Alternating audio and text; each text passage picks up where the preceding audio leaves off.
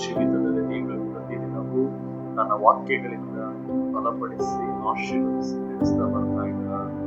ಆದರೂ ಸಹ ಕೆಲವರು ಭಾಷೆ ಏನು ಗೊತ್ತಿಲ್ಲ, ನನ್ನ ಕೆಲಸಕ್ಕೆ ಹೋದ್ರೆ ನನ್ನ ವೈರಿಗಳಿದ್ದಾರೆ, ಮನೆಗೆ ಬಂದ್ರೆ ನನ್ನ ವೈರಿಗಳಿದ್ದಾರೆ, ನನ್ನ ಪಕ್ಕದಲ್ಲಿ ವೈರಿಗಳಿದ್ದಾರೆ, ಏನ್ ಮಾಡ್ಬೇಕು ಅಂತಾನೆ ಗೊತ್ತಾಗ್ತಾ ಇಲ್ಲ ಎಂಬುದಾಗಿ ಚಿಂತನೆ ಮಾಡ್ತಾ ಇದ್ದೀರಾ.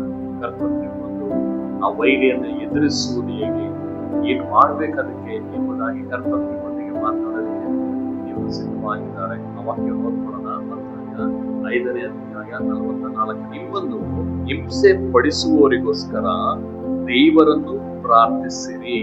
ಅಲ್ಲೆಲ್ಲೂಯ್ಯ.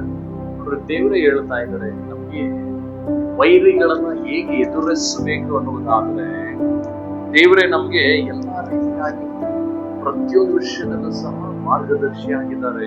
ಅದಕ್ಕೆ ಹೇಳೋದು, ಈ ವಾಕ್ಯದಲ್ಲಿ ಪ್ರತಿಯೊಂದು ಸಹ ಅಡಕವಾಗಿದೆ. ಇದನ್ನ ಯಾವ ರೀತಿ ಏನು ಎತ್ತ ಎಂಬುದಾಗಿ ನಮಗೆ ತಿಳುವಳಿಕೆಯನ್ನ ಕೊಡುವಂತ ಒಂದು ಸತ್ಯವಾಕ್ಯಗಳಾಗಿದ್ದಾವೆ. ಇದೇ ಜೀವ, ಇದೇ ಪುನರುತ್ಥಾನ, ಇದೇ ನಮ್ಮ ಲೈಫ್ ನಡೆಸೋದು, ಆತ್ಮಿಕವಾಗಿ ನಡೆಸೋದು, ನಮ್ಮ ಜೀವಿತ ಆಶೀರ್ವಾದದ ಮಾರ್ಗದಲ್ಲಿ ನಡೆಸುವುದು ಈ ಸತ್ಯವಾಕ್ಯ ಆಗಿದೆ. ಇದಕ್ಕೆ ದೇವರು ಹೇಳ್ತಾರೆ, ಇದನ್ನ ಹಗಲಿರುಳು ಧ್ಯಾನಿಸುವವರು ಅವರು ನೀರಿನ ಕಾಲದಲ್ಲಿ ಬೆಳೆದಿರುವ ಮರದ ಆಗಿರ್ತಾರೆ, ಏನು ಕೊರತೆ ಇರೋದಿಲ್ಲ, ಅದ್ರ ಎಲೆ ಮಾಡೋದೇ ಇಲ್ಲ, ತಕ್ಕ ಕಾಲದಲ್ಲಿ ಫಲ ಕೊಡುತ್ತದೆ, ಇವರು ಎಂದಿಗೂ ಕದಲೋದಿಲ್ಲ ಎಂಬುದಾಗಿ ವಾಕ್ಯ ಹೇಳುತ್ತದೆ.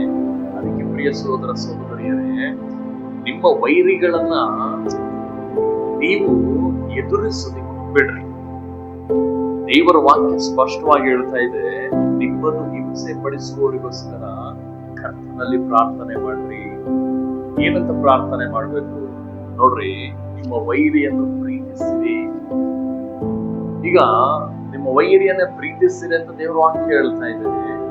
ಇವತ್ತು ಯಾವ ರೀತಿ ನಿಮ್ಮನ್ನ ನೀವು, ವಾಕ್ಯ ಒಂದು ಕಡೆ ಹೇಳ್ತದೆ, ನಿಮ್ಮ ವೈರಿಗಳನ್ನ ಶಪಿಸದೆ ಆಶೀರ್ವಾದ ಮಾಡ್ರಿ ಅಂತ ಹೇಳ್ತದೆ. ನೀವು ಅವ್ರನ್ನ ಆಶೀರ್ವಾದ ಮಾಡ್ರಿ. ಅವ್ರು ಏನೇ ಮಾಡಿದ್ರು ದೇವ್ರಿಗೆ ಒಪ್ಪಿಸ್ಬಿಡ್ರಿ. ಕರ್ತನೆ, ಇವರಿಂದ ಈ ರೀತಿಯಾಗಿ ಆಗ್ತಾ ಇದೆ, ಇವರನ್ನ ಬದಲಾಯಿಸು, ಇವರನ್ನ ಕೆಟ್ಟ ಸ್ವಭಾವಗಳಿಂದ ಹೊರಗಡೆ ತರ್ರಿ, ಇವರನ್ನ ಸಂಪೂರ್ಣ ಬದಲಾಯಿಸಿ. ನಾವು ಅದನ್ನೆಲ್ಲ ಮಾಡೋದಿಕ್ಕೆ ಹೋಗಲ್ಲ, ನಾವು ಪ್ರಾರ್ಥನೆ ಮಾಡಲ್ಲ. ಬಟ್ ಬೈಬಲ್ ಹೇಳ್ತಾ ಇದೆ, ನಿನ್ನ ವೈರಿದಾನ, ದೇವ್ರು ಹೇಳ್ತಾ ಇದ್ದಾರೆ, ವೈರಿಗಾಗಿ ಪ್ರಾರ್ಥನೆ ಮಾಡು, ನೀನ್ ಎದುರಿಸಬೇಡ. ನೀನ್ ಎದುರಿಸೋದಾದ್ರೆ ಅದು ನಿಮಗೆ ಇನ್ನೂ ಹೆಚ್ಚಾಗಿ ನಿನ್ನನ್ನು ಬಾಧಿಸಲಿಕ್ಕೆ ಅದು ಕಾರ್ಯ ಮಾಡುತ್ತದೆ. ಆದ್ರೆ ನೀನು ಪ್ರಾರ್ಥನೆ ಮಾಡಿದಾಗ ದೇವರು ಎದುರಿಸ್ತಾರೆ. ದೇವರು ಎದುರಿಸುವಾಗ ನಿನ್ನ ಲೈಫಲ್ಲಿ ಯಾರು ನಿಲ್ಲೋದಿಲ್ಲ, ದೇವರೇ ಎದುರಿಸ್ತಾರೆ. ಇವತ್ತು ನೀವು ಒಪ್ಪಿಸಿಕೊಂಡು ದೇವರ ಮುಂದೆ, ಇನ್ನು ಮುಂದೆ ದೇವರ ಸಮ್ಮುಖದಲ್ಲಿ ನಿನ್ನ ವೈರಿಗಳಿಗಾಗಿ, ನಿನ್ನ ವಿರೋಧಿಗಳಿಗಾಗಿ ನೀನು ಪ್ರಾರ್ಥನೆ ಮಾಡುವಾಗ ನಿನ್ನ ಪರವಾಗಿ ದೇವರು ನಿಲ್ತಾನೆ. ದೇವರ ವಾಕ್ಯದಲ್ಲಿ ಮಾತನಾಡಿದ ಇದು ಒಪ್ಪಿಸಿಕೊಳ್ಳಲಿಕ್ಕೆ ಸಿದ್ಧವಾಗಿದ್ದೀರಾ? ಕಡೆಗಳನ್ನು ಮುಚ್ಚಿ ಒಪ್ಪಿಸಿಕೊಳ್ಳೋಣ. ಪರಲೋಕದಲ್ಲಿರುವ ನಮ್ಮ ದೇವರೇ, ಯಾವೆಲ್ಲ ನಮ್ಮನ್ನು ನಾವು ಒಪ್ಪಿಸಿಕೊಳ್ತಾ ಇದ್ದೀರೋ ದೇವರೇ, ಇವರ ಕೆಲಸದ ಸ್ಥಾನದಲ್ಲಿ, ಇವರ ಮನೆಯಲ್ಲಿ, ಮಕ್ಕಳಲ್ಲಿ, ಕುಟುಂಬಗಳಲ್ಲಿ ಯಾವೆಲ್ಲ ವೈರಿಗಳಾಗಿದ್ದಾರೋ ಆ ವೈರಿಗಳನ್ನ ಹಿಂದೆ ಬದಲಾಯಿಸುವ, ಅವರ ವಿರುದ್ಧವಾಗಿ ಯಾರು ನಿಲ್ಲಲು, ಅವರ ಮನಸ್ಸು, ಅವರ ಆಲೋಚನೆಗಳು, ಅವರಿಗೆ ಎಲ್ಲರೂ ವಿರುದ್ಧವಾಗಿ ನಿಲ್ಲುವಂತ ಕೆಟ್ಟ ಸ್ವಭಾವಗಳು, ಹೊಟ್ಟೆ ಕಿಚ್ಚಿನ ಕಾರ್ಯಗಳೆಲ್ಲವೂ ಯೇಸುವಿನ ನಾಮದಲ್ಲಿ ನಿರ್ಮೂಲನೆ ಆಗ್ಲಪ್ಪ. ಇಂದು ರಾಜ, ಇವರ ವೈರಿಗಳೆಲ್ಲರೂ ರಾಜ ಇವರಿಗೆ ಸ್ನೇಹಿತರಾಗ್ಲಿ, ಒಳ್ಳೆಯದನ್ನೇ ಬಯಸುವಂತವರಾಗಲಿ. ಇನ್ನು ಮುಂದೆ ಹೀಗೆ ನೀನು ಬದಲಾಯಿಸಿದಕ್ಕಾಗಿ ಸ್ತೋತ್ರ, ಯೇಸುವಿನ ನಾಮದ ತಂದೆ.